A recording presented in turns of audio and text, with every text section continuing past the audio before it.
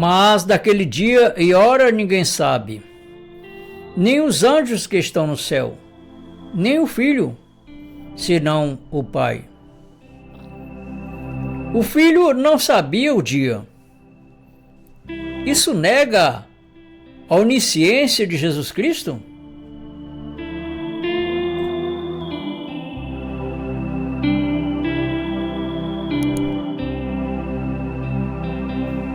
A frase, nem o Filho, precisa ser entendido com cuidado, porque ela não está negando que Jesus Cristo seja Deus, nem afirmando que existe um Deus maior e outro Deus menor. O texto está mostrando a realidade da manifestação de Deus em carne, onde o Filho fala a partir da condição humana verdadeira que Deus assumiu em Cristo.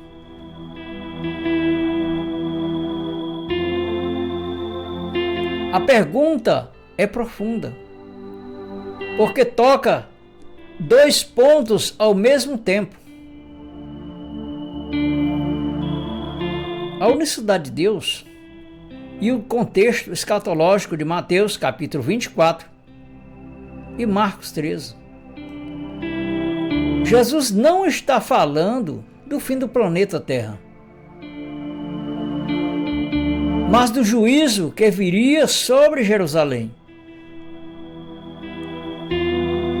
o templo e aquela geração consumada em 70 depois de Cristo. A chave está aqui. Deus, em sua essência eterna, nunca deixou de ser onisciente. Mas o Filho, como manifestação humana, viveu limitações reais dentro da missão messiânica. Por isso, Marcos registra em Marcos capítulo 13, versículo 32. Mas daquele dia e hora ninguém sabe, nem os anjos que estão no céu, nem o Filho, senão o Pai.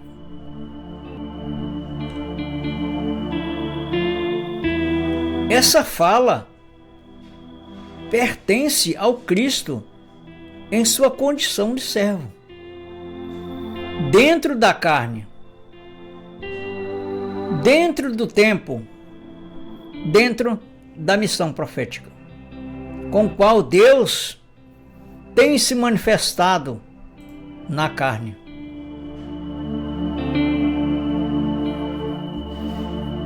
Amado ouvinte, Deus, sendo Espírito invisível, não deixou de ser Deus ao se manifestar na carne. Ele assumiu uma existência humana real em Jesus Cristo.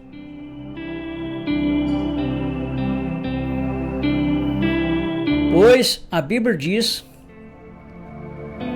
ali nos escritos de João, no capítulo 1, e versículo 1 e versículo 14, que diz: e o Verbo era Deus.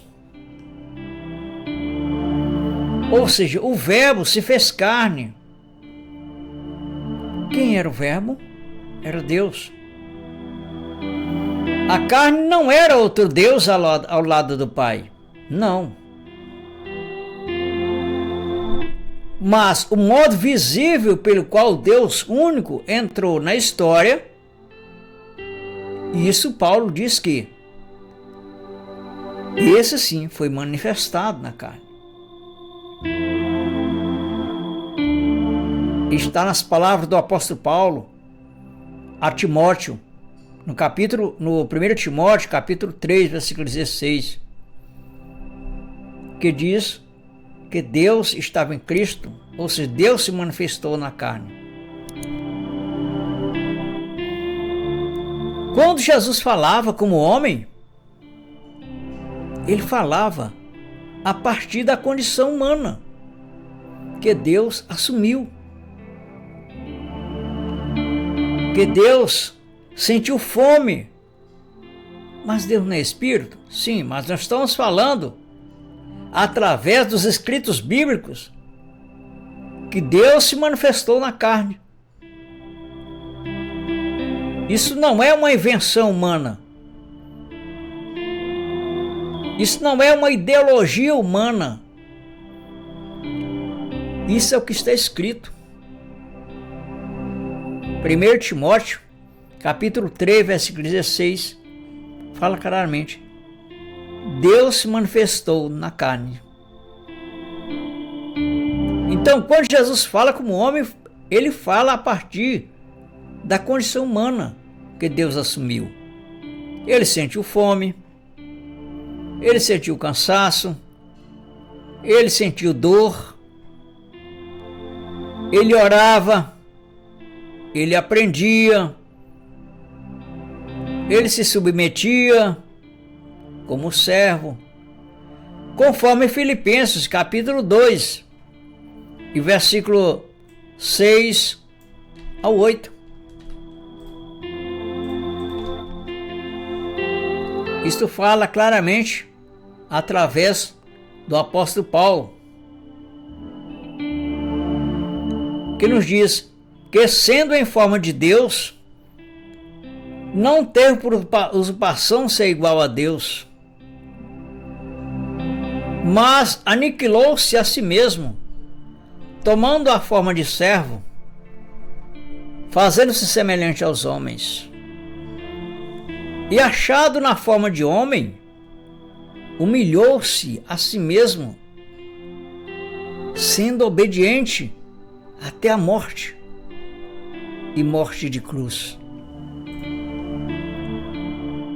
Ou seja, quem foi que se tornou, quem foi que tomou a forma de servo? Quem foi que se fez semelhante aos homens? Pois se ele fez-se semelhante é porque não era homem. Se ele se fez semelhante aos homens, então ele se fez como homem, se achou como homem. Ele falou como homem, ele falava como homem, ele ouviu como homem, ele sentiu como homem. Ele obedeceu como homem. E quem foi esse? Paulo, para deixar mais claro, ele diz aqui em sua carta, a 1 Timóteo, capítulo 3, versículo 16. E, sem dúvida alguma, grande é o mistério da piedade, ou seja, não é um mistério pequeno. Aí nos diz, Deus se manifestou em carne.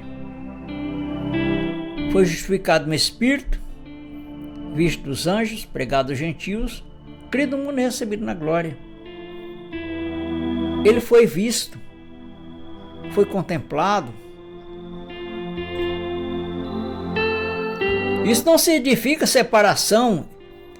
Isso não significa uma separação entre Deus e Cristo. Não. Porque Jesus afirmou: o Pai que está em mim é quem faz as obras.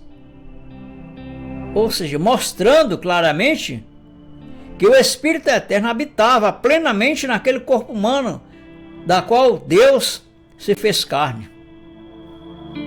Assim, as falas humanas de Jesus Cristo pertencem à manifestação em carne. A divindade era o próprio Deus nele, e a humanidade era o meio pelo qual Deus se revelou para falar com o homem, para sentir como o homem, para viver como o homem, sofrer como o homem, mas nunca deixando de ser Deus. Agora, o contexto mostra que, nas palavras de Jesus Cristo, que diz aquele dia e hora, ou seja, não era uma data sobre o fim do universo, Não era o fim do planeta Terra, mas o momento exato do juízo contra Jerusalém. Antes disso, Jesus havia dito, nos registros de Mateus, no capítulo 24, versículo 2,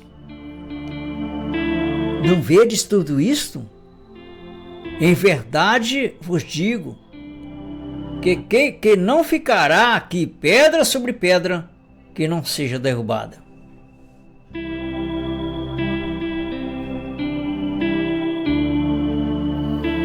A conversa nasceu da destruição do templo. Depois ele delimitou o cumprimento ao dizer, nos registros aqui de Mateus, no capítulo 24, versículo 34. Em verdade vos digo, que não passará esta geração sem que todas estas coisas aconteçam. E Lucas esclarece o sinal histórico. Lucas, aqui nos seus registros, de Lucas capítulo 21, versículo 20, nos diz, mas, quando vide Jerusalém cercada de exércitos, sabei então que é chegado a sua desolação.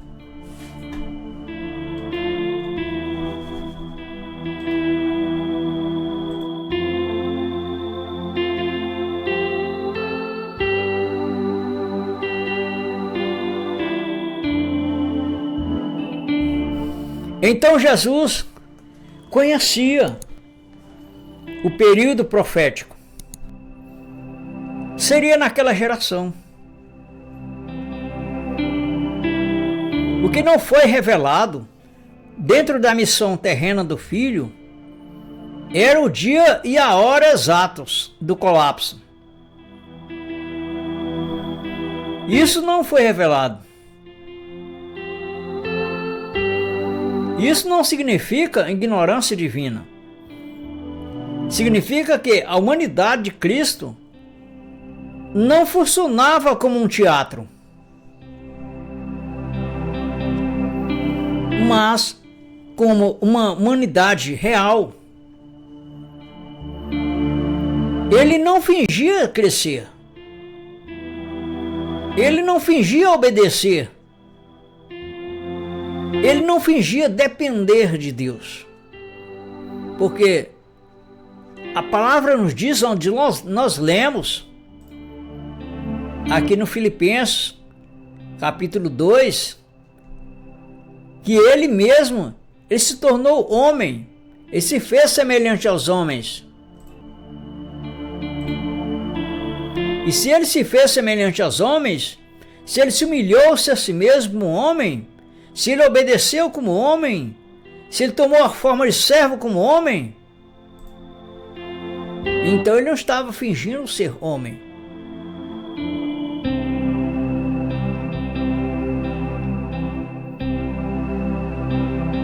Portanto, meu prezado ouvinte, a carne assumida viveu de modo verdadeiro diante de Deus. Deus, através da forma humana, agiu como homem. Por isso, Lucas, ele fala nos seus registros, no capítulo 2, versículo 52, dizendo que o menino crescia em sabedoria e em estatura e em graça para com Deus e os homens. Se Jesus crescia em sabedoria, isso mostra que a mente humana de Cristo se desenvolvia de modo real. Mas isso não quer dizer que Deus estava crescendo em sabedoria. Deus não cresce. Deus não aprende. Não descobre e não é surpreendido. Quem crescer o Filho enquanto homem, a manifestação humana do Deus eterno.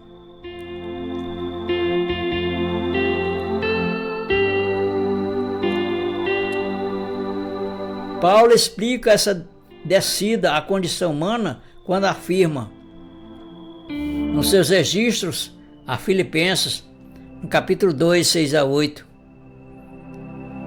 dizendo que, sendo em forma de Deus, não teve por usurpação ser igual a Deus, mas esvaziou-se a si mesmo, tomando a forma de servo, fazendo-se semelhante aos homens. E achado na forma de homem, não foi achado na forma de um espírito, não. Humilhou-se a si mesmo. Não foi outro que se humilhou através de Jesus Cristo, não. Mas Deus, através da humanidade, Ele se ofereceu a isso, essas humilhações. É o que está escrito aqui em Filipenses, capítulo 2, 6 a 8. Sendo obediente até a morte, e morte de cruz. Deus morreu?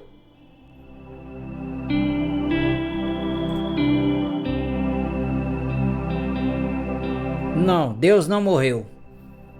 A palavra nos diz que quem morreu foi o Filho. Mas estava Deus também lá na cruz. Podemos ver isso em 1 Coríntios. Deixa eu ver se é aqui. 1 Coríntios, capítulo 2, versículo 8. A qual nenhum dos príncipes deste mundo conheceu. Porque se a conhecessem, nunca crucificariam ao Senhor da glória. Então eles crucificaram aquele corpo humano, mas o corpo humano habitava Deus. Era Deus manifestado.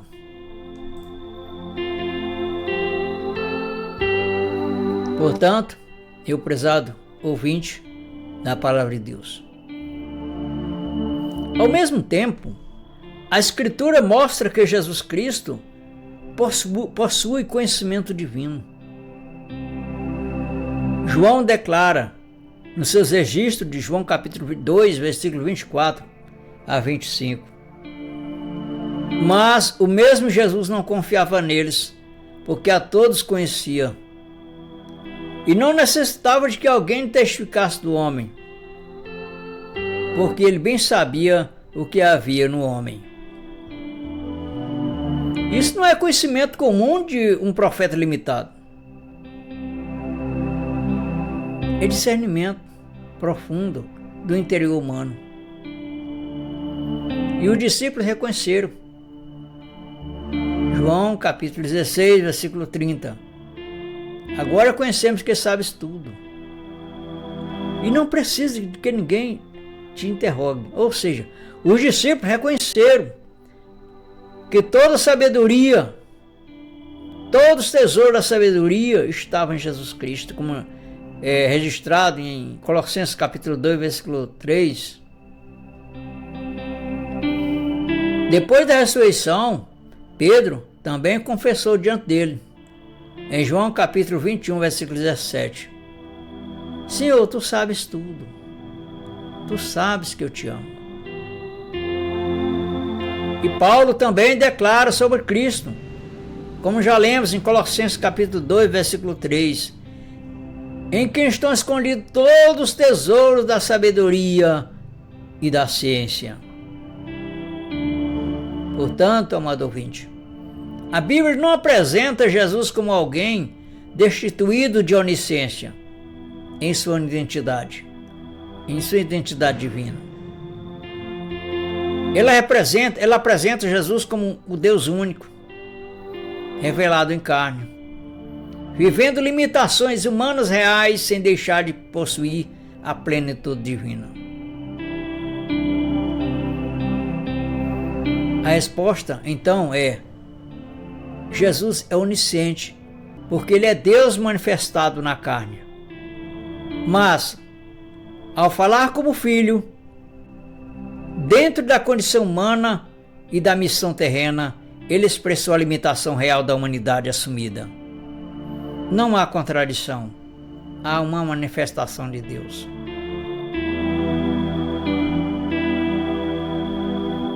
O erro é tratar filho como uma segunda pessoa divina separada do Pai. A Bíblia não ensina isso. O Pai é Deus em sua eternidade invisível. O Filho é esse mesmo Deus manifestado em carne. Por isso Jesus diz: Quem me vê a mim, vê o Pai. E explicou em João 14:10, o Pai que está em mim é quem faz as obras. Meu prezado irmão, muito obrigado pela sua atenção até o fim deste estudo. Entender essa verdade fortalece a fé, remove confusões religiosas, firma o cristão na unicidade de Deus, esclarece a missão de Cristo na cruz e mostra que a palavra profética de Jesus Cristo foi plenamente cumprida. Essa compreensão traz segurança, porque revela que Jesus não é um ser menos diante de Deus, mas o próprio Deus único e manifestado em carne, cumprindo a redenção e consumando o juízo anunciado sobre a antiga ordem.